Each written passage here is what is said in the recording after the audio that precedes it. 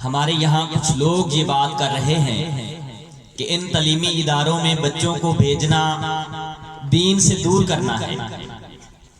ان تعلیمی اداروں میں، ان اسکولوں میں بچوں کو بھیجنا ان کو دین سے دور کرنا ہے. ان کو کفر کی تعلیم دیتے ہیں، ان کو دین سے دور کرتے ہیں. اور باقاعدہ ایک تحریک اسی بستی سے اور ہمارے ساتھ کی بستیوں سے چل رہی ہے. لوگ کہہ رہے ہیں، آپ سے بھی لوگوں نے کہا ہوگا، ہمارے اسکول سے بہت سارے بچے واپس گئے ہیں، ان کو اسکول سے چھڑوایا گیا ہے. میں صرف ایک بات کرنا چاہتا ہوں، جس طرح عبد الرحمن عمر بھائی کہہ رہے تھے کہ تعلیم تو فرض ہے، علم تو فرض ہے. یہاں پہ مسئلہ یہاں پیدا ہوتا ہے، لوگ کہتے ہیں کہ جی وہ فرض ہے قرآن اور حدیث کی تعلیم. نہیں میرے بھائی، اللہ جب قرآن میں یہ کہتا ہے کہ تم کائنات پہ غور کرو، اللہ کی نشانیوں پہ غور کرو، تو وہ آپ کس تعلیم سے غور کریں گے؟ آپ کو علم فلکیات سیکھنا پڑے گا، اس کو پڑھنا پڑے گا، اس کے بارے میں جاننا پڑے گا. پھر آپ اللہ کی جو نشانیاں ہیں، جو اوپر آسمان پر ہیں، جو چاند ہے، جو ستارے ہیں، جو سورج کا نظام ہے، اس کے بارے میں جان سکیں گے. آپ کو موسم کے بارے میں جاننے کے لیے وہ علم حاصل کرنا پڑے گا. آپ کو کھیتی باڑی کے بارے میں جاننے کے لیے زراعت کا علم حاصل کرنا پڑے گا. ہر علم کی شاخیں ہیں. اللہ نے قرآن میں کہا کہ لوہے میں تمہارے لیے فائدے ہیں.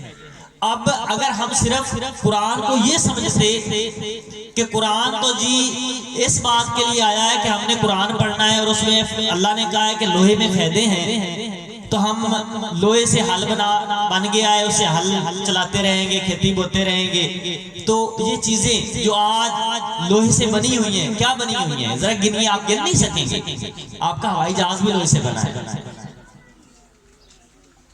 اور آپ دین کی بات کرو، آپ مکہ مدینہ جاتے ہیں، حج کے لیے جاتے ہیں، کس پہ بیٹھ کے جاتے ہیں؟ اگر اللہ کے پیغام کو، اس قرآن کو، اس تعلیم کو محدود کر دیا جائے اس سطح تک کہ ہم نے صرف ایک بچے کو قرآن پڑھانا ہے، صرف حدیث کا علم دینا ہے اور اسے قاری بنانا ہے، اسے حافظ بنانا ہے، اور وہ بات حفظ اور قرأت تک رہ جائے، وہ بات نماز اور روزے تک رہ جائے، وہ بات مسجد اور گھر تک رہ جائے، تو پھر ہم اس دور میں چلے جائیں گے، اس دور میں چلے جائیں گے جہاں آپ کو حج کے لیے مہینوں اور سالوں لگیں گے جانے کے لیے. پھر ہم اس دور میں چلے جائیں گے جب آپ کی گندم کتنی ہوا کرتی تھی، جب آپ اس گندم کو کیسے بویا کرتے تھے، کیسے بلویا کرتے تھے، کیسے دانے نکلتے تھے. آج یہ جو تھریشر آپ لگاتے ہیں، آج جو آپ یہ بجائی کرتے ہیں، یہ ساری چیزیں یہ کس چیز سے آئی ہیں؟ یہ سائنس کا علم ہے. اور یہ سائنس کا علم قرآن اس کا منکر نہیں ہے، اور یہ سائنس کا علم قرآن کا منکر نہیں ہے. میرے بھائیوں، ہمیں اس پہ سوچنا ہوگا. ہمیں یہ جو ہے نا ایک رائے پہ قائم کرنا ہوگا، ایک رائے پہ کھڑا ہونا ہوگا. یہ لوگ جو بات یہ کر رہے ہیں، ان کے بچے دوائی نہیں لیتے. وہ جب اپنے کھیتوں میں جاتے ہیں تو ٹریکٹر سے ہل نہیں چلاتے. وہ کیوں ٹریکٹر سے ہل چلاتے ہیں؟ یہ ٹریکٹر تو سائنس نے بنایا ہے. وہ حج کرنے جاتے ہیں تو جہاز پہ کیوں جاتے ہیں؟ یہ جہاز تو سائنس نے بنایا ہے. وہ دوائی لیتے ہیں تو دوائی کیوں ڈاکٹر کے پاس جاتے ہیں؟ یہ دوائی تو ساری انگریزی ہے، یہ تو سائنس نے بنائی ہے. میرے بھائیوں، یہ ایک فتنہ ہے، یہ ایک گمراہی ہے. اللہ کے رسول صلی اللہ علیہ وسلم نے جب بدر کے موقع پر ان کافر قیدیوں سے یہ کہا تھا کہ تمہارا فدیہ یہ ہے، تمہارا جرمانہ یہ ہے کہ تم ہمارے بچوں کو، ہمارے لوگوں کو پڑھا دو تو ہم تمہیں چھوڑ دیں گے. کیا کافر لوگوں نے جو اللہ کو نہیں مانتے تھے، جو اللہ کے رسول کو نہیں مانتے تھے، جو کلمہ نہیں پڑھتے تھے، ان لوگوں نے ان مسلمان بچوں کو، ان مسلمانوں کو قرآن پڑھایا تھا؟ کیا حدیث پڑھائی تھی؟ کیا فقہ کی تعلیم دی تھی؟ اور نہیں میرے بھائیوں، یہ بہت بڑی غلطی ہے. ہم بہت بڑی غلطی کا شکار ہو گئے ہیں. اور میرے ان بھائیوں کو، وہ دشمن نہیں ہیں، وہ ہمارے بھائی ہیں، وہ ہمارے دوست ہیں، وہ ہمارے بزرگ ہیں، لیکن غلطی کا شکار ہے. وہ غلطی کا شکار ہے. اللہ کہتا ہے، کیا کہتا ہے؟ فَلَمَنَّهُ لَا إِلَهَ إِلَّا اللَّهُ۔ علم تو یہ ہے کہ تو اللہ کو جان لے، اور اللہ کو جاننا صرف یہ نہیں ہے کہ ہم بچے کو پڑھا دیں اور وہ جان لے گا۔ جب بچہ بڑا ہوگا، جب بچہ کتابوں کو پڑھے گا، جب دنیا کو سنے گا، تو اس کے ذہن میں طرح طرح کے سوال پیدا ہوتے ہیں۔ یہ علم ہی ہے جو اس کو اللہ کی طرف واپس لوٹاتا ہے کہ اس کائنات کا خالق بھی اللہ ہے، اس کائنات کا مالک بھی اللہ ہے، اس کا رازق بھی اللہ ہے، کارساز اللہ ہے، اور پھر وہ اللہ کی طرف لوٹتا ہے۔ اللہ کی طرف لوٹنا علم کی وجہ سے ہے، اور یہ علم ہے جو آپ کو صحیح اسلام سکھاتا ہے۔ پہلے کتابیں ہاتھوں سے لکھی جاتی، ہر بندے کے نصیب میں علم حاصل کرنا نہیں تھا۔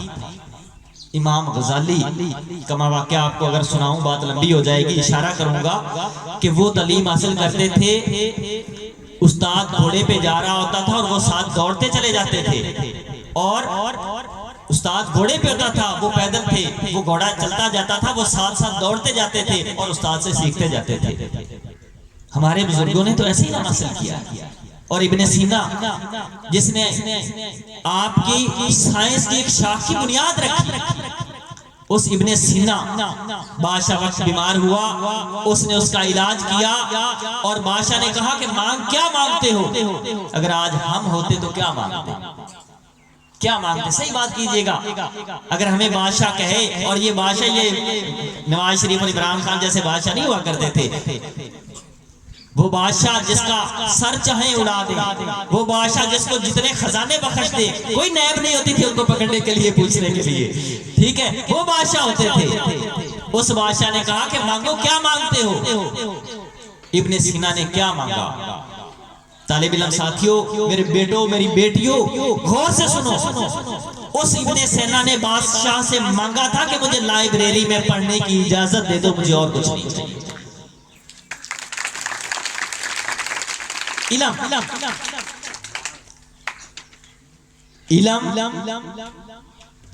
کی بنیاد قرآن ہے، علم کی بنیاد قرآن ہے، اور اس قرآن سے آگے یہ جو جتنے علوم ہیں وہ آپ کی زراعت کا علم ہے، آپ کی فلکیات کا علم ہے، آپ کے سائنس کا علم ہے، اور سائنس کی شاخیں آگے وہ کیمیا ہے، وہ فزکس ہے، وہ بایولوجی ہے، وہ جو بھی ہے، یہ ساری شاخیں ہیں۔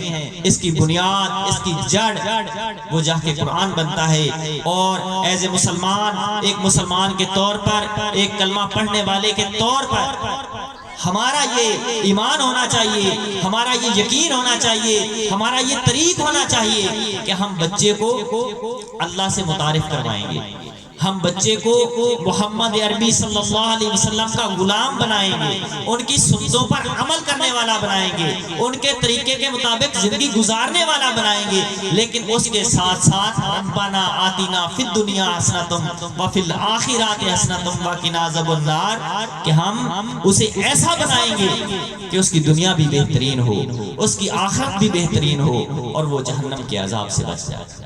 اسلام غیرت کا دین ہے، اسلام عزت کا دین ہے، اسلام تو عزت دیتا ہے، اسلام حکمران بناتا ہے، اسلام زمانے کا معزز فرد بناتا ہے۔ اور وہ معزز فرد کیسے بنے گا؟ آپ دنیا داروں کا مقابلہ کریں، آپ ڈاکٹر بنے، آپ انجینئر بنے، آپ کیمیاء دان بنے، آپ زرعی سائنسدان بنے، آپ کے کھیتوں میں سونا اگے، آپ کی فصلیں شاندار ہوں، آپ دنیا کا مقابلہ کریں۔ جب آپ مقابلے میں کھڑے ہوں گے، جب آپ دنیا کا مقابلہ کر رہے ہوں گے، جب آپ انہیں بتا رہے ہوں گے کہ ہم آپ کے برابر کھڑے ہیں، آپ کے مقابلے میں کھڑے ہیں، ہم آپ کے مقابلے کے لیے ہر میدان میں حاضر ہیں، تو پھر وہ دنیا آپ کو عزت دے گی، پھر وہ آپ کو اپنے برابر سمجھے گی، اور پھر آپ کی عزت ہوگی۔